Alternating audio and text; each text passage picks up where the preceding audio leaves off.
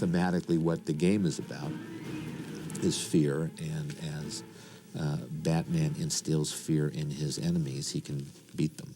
His ability to beat up the guys is affected by how scared the guys are of him before he enters the scene. Oh, okay, so all about intimidation. You know what I want. The more he's intimidated, the less Batman has to do. I like that, yeah. If you know Christian Bale's work, and what's so great about him is he's just a spectacular actor. By the same token, he's got a big presence. So, tell me about the rabbits. Can you be more threatening? Tell me about the rabbits. You want Bruce Wayne as Bruce Wayne, and you want Bruce Wayne as Batman to also have a big presence. So Christian Bale's perfect from that standpoint, and also we had a lot of spectacular actors besides Christian. Computers never came into my generation. My generation, I never had a television until I was 35. We have a computer in our house, and I know what it looks like. And I know which room it's in. I'm still trying to get email on mine. My wife has to do that.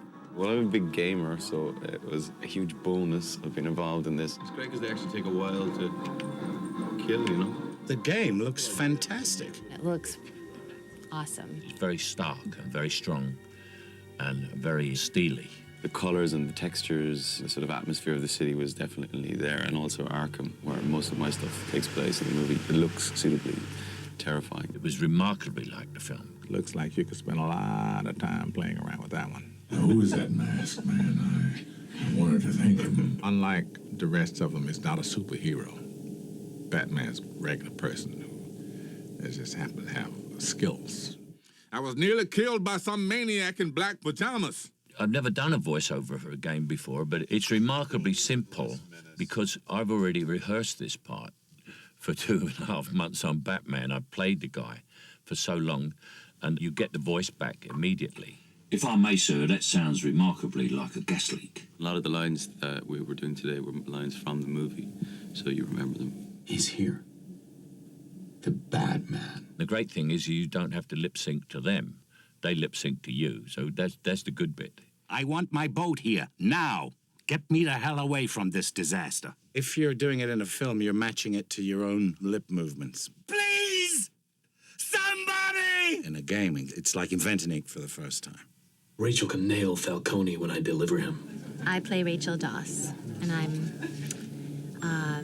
sort of the love interest of Bruce Wayne, Batman. Don't mess with me. Oh, that's what it is. I'm working the DA's office, and I follow Batman around. If there was, I would be there. It's more challenging sometimes to do voiceovers because you're not on the set and you have to do all the imagining by yourself, and somebody's sort of telling you the situation, and then, okay, say this line. Did you give my message to Detective Gordon? It was kind of exhausting. A lot of screaming and panting. Incredible. Can't wait to play it properly, finish it. Will you send me a game? Oh, yeah. Absolutely. So I can learn how to play it. I've got to get one of the things you play it on, haven't I? Right. I'm still trying to get my email.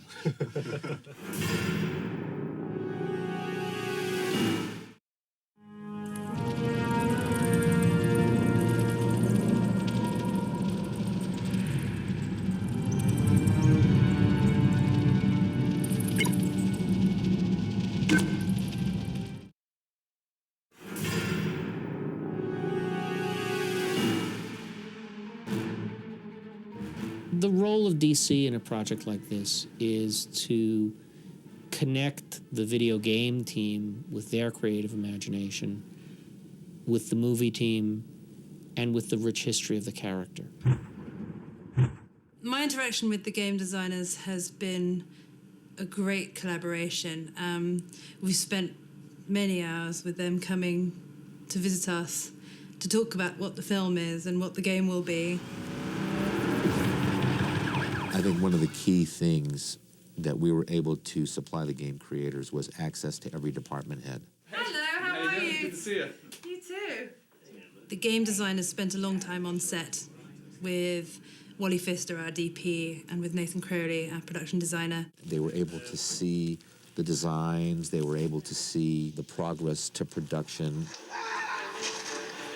Gosh, that is brilliant. It's good, isn't it? That is just brilliant, isn't it? So we couldn't have done that without the stuff that you gave us. That's exactly So they build it off of those things. And it does look similar to what we've been It doing. really does. Yeah. No, it really does. Well, that's good. The game recreates the look of the film very, very well. When it dealt with the backgrounds and the locations, the set design, and worked with Nathan Crawley. I'm responsible for the entire look of the film, from sets to choosing locations with the director to designing the Batmobile, all the design elements. The mood of the game seems to reflect what we're doing on the movie itself. The lighting of the interior environments and the sky and the look of the sets. The folks are very respectful to the color palette as well, which makes a big difference to us as filmmakers. We wanted to make sure that the two worked hand in hand, and that experience has worked well. The game is getting closer and closer to what we've designed. I'm amazed at how much the technology allows the video game to capture as rich a feeling as film does. I was amazed when I first saw bits of the game and how incredible the animation is and the movement of the Batman character. And it seems that that's been very respectful to what Paul Jennings has done in the fights he's designed in this film. The game designers spent a long time talking to our stunt coordinator, Paul Jennings, in an attempt to sort of mirror the Batman's fighting style. In terms of the actual combat and the fighting moves and the finishing moves that Batman uses in the game, they're very similar to what we use in the film. The difference is that in order for Batman to cover distances in the game between characters he's fighting, we've got more gymnastic elements and more kicking movement in order for him to be able to reach his opponents quickly. When Batman's in a situation, if he can headbutt someone, that's what he'll do. No, I'm a hell of a lot worse. If he can elbow someone, that's what he'll do. He'll nail the guy. Almost every element of the game is drawn from the film, so we're really happy that the game looks as much like the film as it possibly could. You know, I think it's a really enjoyable game, and I can't wait to play it from beginning to end.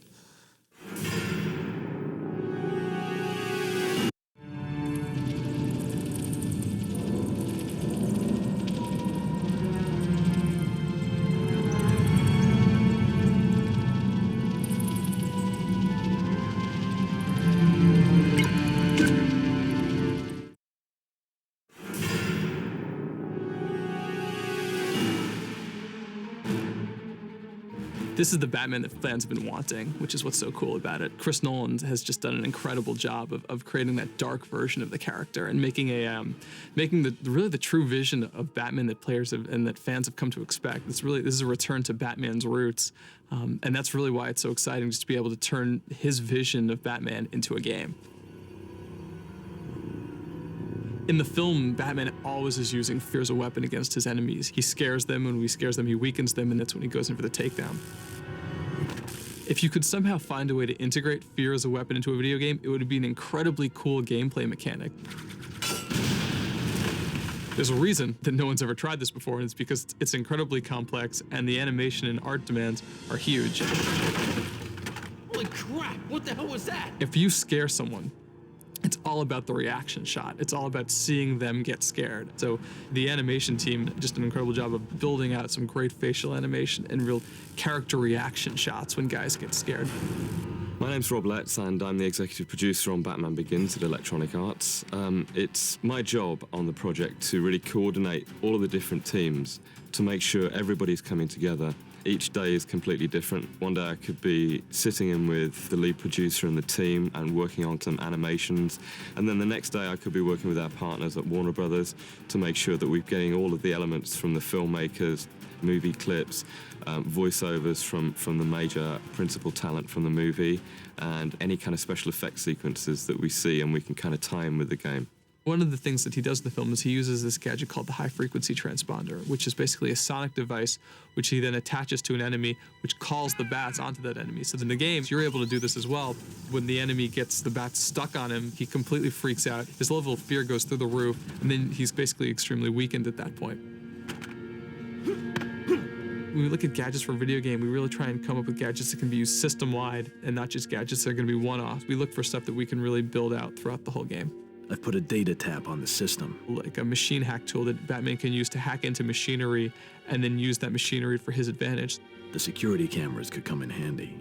For all their CG shots in the film, they've been actually making LiDAR scans of things like the Batmobile, some of their sets. Once we get those scans in from the filmmakers, then we can actually use those to more closely match the sets that were built for the film. Ultimately, it's just going to make it more rewarding for the players, and when they see certain scenes in the movie, they'll be say, oh, okay, or they see a certain scene in the game, they'll make the connection, which is really cool. I'm a kind of massive Batman fan, a complete Batman geek, and have been for many years. And I'm also like a really, really big fan of racing games. So for me, personally, the opportunity to kind of race the Batmobile through Gotham City at high speed at 150 miles an hour is just a dream come true.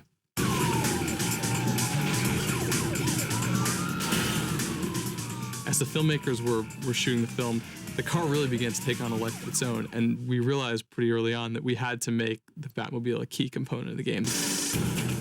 Once we had the Batmobile working, and the special effects working, and the sound and the music, and car parts were flying here and there, and cars were getting sideswiped off the road and flipping up, that's the experience that people want with the Batmobile. Like a cross between a tank and a Lamborghini, and it's just unbelievable.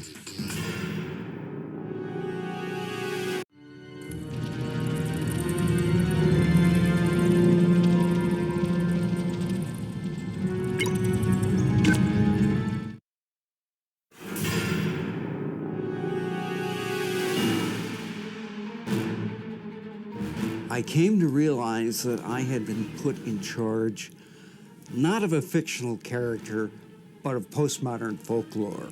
The character had to evolve and had to stay contemporary, yet stay true to his roots, to that essence that made the character popular back in 1939. I found the Batman! The dominant emotion that I'm writing for in the Batman game is fear. It's kind of one of the larger themes in the movie. I feel like most video games are this combination of fear and rage.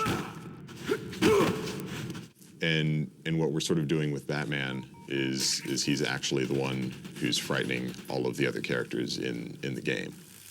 So I had a number of very pleasant afternoons going over JT's scripts with him, talking about the characters, talking about the interpretations, talking about the mechanics of video games.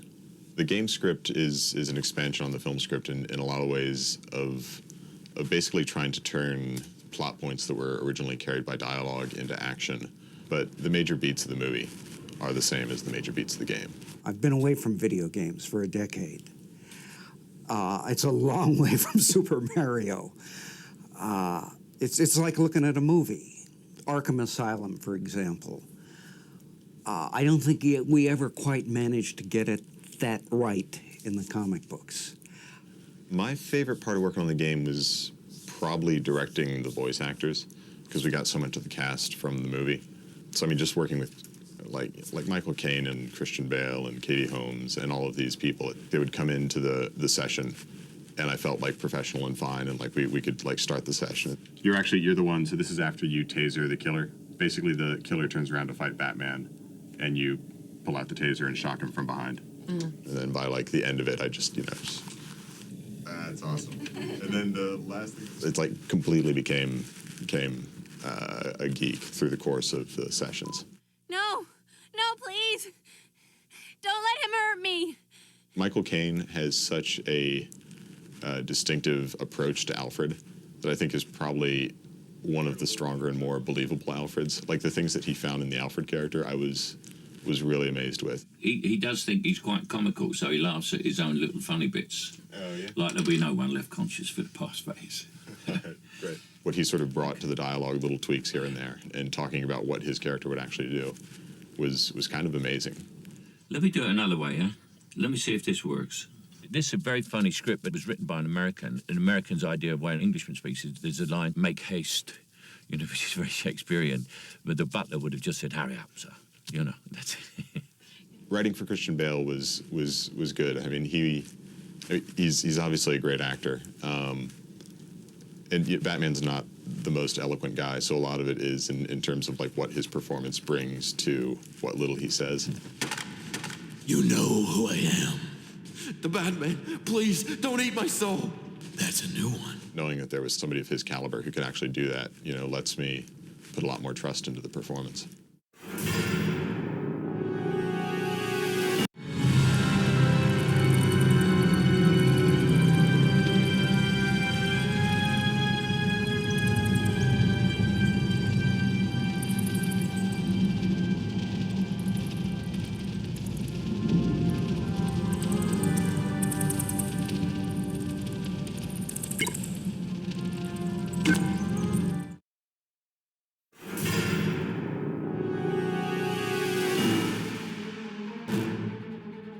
One of the biggest challenges we had with Batman as a game was it wasn't enough to create a beautifully polished, fun game that follows the movie. We had to do something that players wanted to pick up the joystick and the controller over and over again. The look and the feel of the game is going to be more realistic, more gritty, and I think it would be most appealing of all the Batman's films and games that have come before. My role is to facilitate the relationship between the filmmakers and the game's creators and make sure the game's creators have access to all the film assets that they need. At the beginning of the production, we spent a lot of time showing the game to the filmmakers. We sat down with them and we got their vision of how the film was going to be so that we could translate it into the game.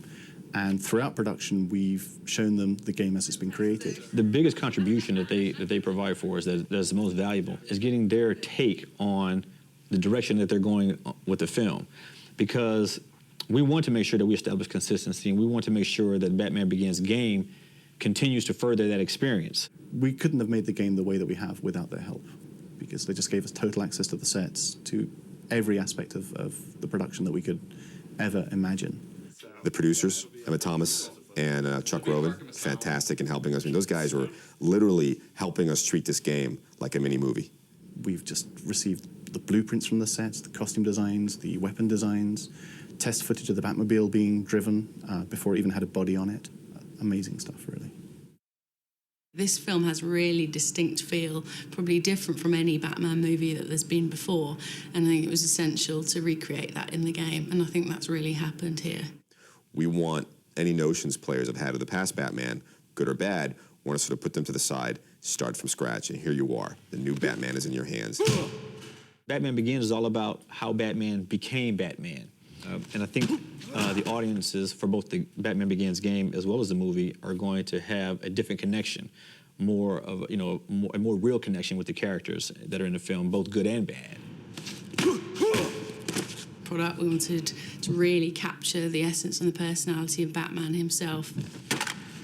You know who I am. The Batman. Please, don't eat my soul. That's something the fans demand of the film, and they demand that of the game.